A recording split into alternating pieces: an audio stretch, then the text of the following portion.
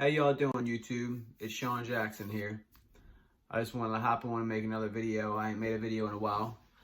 And I had the idea to talk about the 5 money mistakes that you need to avoid in your 20s.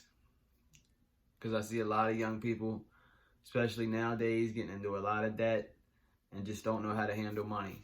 So I made a list, and I'm going to start with number 1. Number 1 would be credit card debt. A lot of people, especially at young ages, out of high school, to get credit cards. You know, I was fortunate enough, when I got out of high school, I'd never got any, so I didn't start off in credit card debt. But a lot of friends I know and so on and so forth, you know, came out of high school, got a $10,000 credit card, and just swiped and ran it up. So their credit straight out of high school was shot because a lot of them couldn't pay the payments. They weren't working and stuff like that.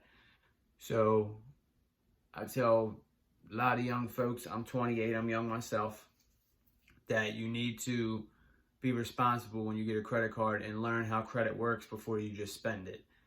Because a lot of people just think credit cards is just free money, but you have to pay it back, or at least the minimum payment.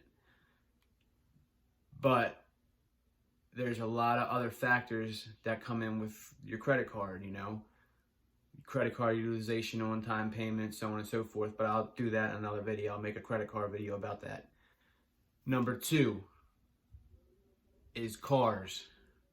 There's a lot of guys I work with, young guys I work with down in Port of Baltimore. I'm a longshoreman in the Union.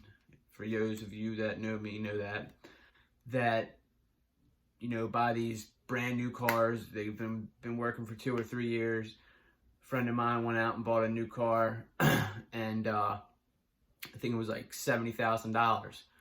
He's 25 years old. So 7 months later, he wanted to go buy a house, and he couldn't because his debt-to-income ratio was so bad because he had a $70,000 car payment, so that he couldn't afford his mortgage. So I try to, you know, knock into people's head, buy a car with cash right off the jump till you can save enough money to buy a house or whatever your plans are. Because I recommend everybody, you know, try to buy a house at first. Number 3, the third thing, mistake to avoid in your 20s, is buying too big of a house. A lot of guys I know, they go out and buy the biggest house, their dream home, at a young age. And most people that do that, they don't stay there the rest of their life. They might live in the house for 10, maybe 15 years, and they sell it and buy another one. So I feel like there's no point in buying your dream home, you know, as your first house, right? For example, me and my wife, the house I'm in now, 3-bedroom, townhouse, finished basement. I bought this house with the intention to eventually buy another house and rent this one out. You know, take the equity out of this to buy another house and rent it out. That was my intention. Because I didn't want to go, I paid $200,000 for the house. I didn't want to go and buy a $300,000 house and could barely pay the mortgage and be strapped for money, if that makes sense. So I got my mortgage as low as I could, and I bought a cheaper house with the intention of this being an investment one day. Because a lot of people make the mistake that a house is an asset. It's only an asset if it makes you money. So the house that you live in is a liability. It's not an asset. That's where people get confused.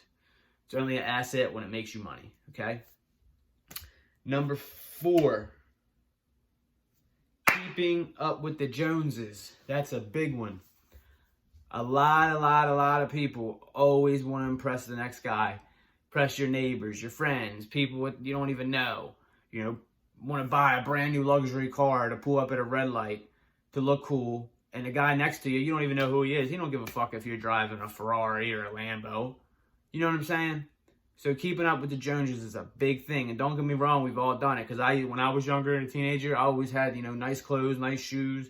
Always wanted to be flashy. But as I grew up, I wanted wealth more than I wanted any of that. I wanted money. I wanted security, financial freedom. So that's a big thing that, you know, a lot of young people, a lot of millennials, 20-year-olds get trapped in that. And the Joneses want to buy brand new trucks and stuff like that. There's a lot of people I work with that want to have the nicest truck, $70,000, $80,000. There's a guy I know that has $1,000, it's $1,019 a month truck payment. That's a mortgage, man. And it's crazy because, you know, I try to talk to people, but it just doesn't register. They just don't care. You know what I'm saying? So they got all these bills, so they have to work every day. Every day they have to work just to pay their bills. You know, I'm the opposite. I'd rather not have to work and can stay home with my family once in a while and enjoy my life than have all these fancy toys and all that and have to work every day. But I don't know, right outside this window, let me see if I can show you real quick. Right outside this window here, okay? You see that white pickup truck across the street? That truck I've had for 6 years. You see that silver SUV and the little blue car next to it? Me and my wife both have them also, okay? They're all paid off. I've had that truck for 6 years. I paid $1,100 for that truck. So it's made me a lot of money from being able to take me from point A to point B. I have no car payments, none of that. And reason I did that is I didn't want to go buy a new vehicle until I bought my house. The house I'm in, I just bought my first house about 7 months ago, 28 years old. You know, I know there's a lot of people younger than me that have bought houses, but it was a big accomplishment for me. So I just try to tell people, and you know, a lot of people come to me for advice that I work with because I study financial education and millionaires and Grant Cardone, you know, Tony Robbins. I listen to a lot of Gary Vaynerchuk, all that, just to learn as much as I can about stocks, mutual funds, fucking real estate, cryptocurrency. Matter of fact, in one of my old videos, if you go back, I bought this house with cryptocurrency. My down payment was $13,000 I made off of cryptocurrency. So it's just very, very important to be financially educated, man. So let's go back on the task. Okay. Number 5, the last one. Not taking advantage of investing at an early age. So I actually fell victim to that. I mean, I know I'm still young. I'm 28 years old. But I didn't really start getting my life together and on the right track until I was 25.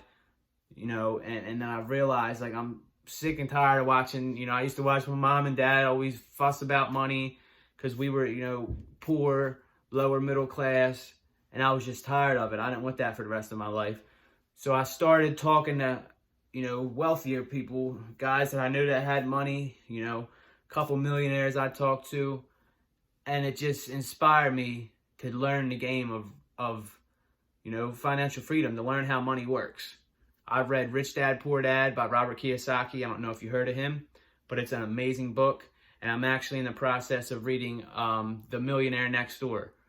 And them books will change your perspective on money. It will literally change it. So I recommend you watching them books. But I just wanted to hop on here, you know, give you all a quick video. I'm going to start posting more. I'm actually in the process of making an office in my basement for this. So I just wanted to keep you posted. Do me a favor, like, subscribe if you like the video, and I will talk to you guys again soon. I appreciate it. Thank you.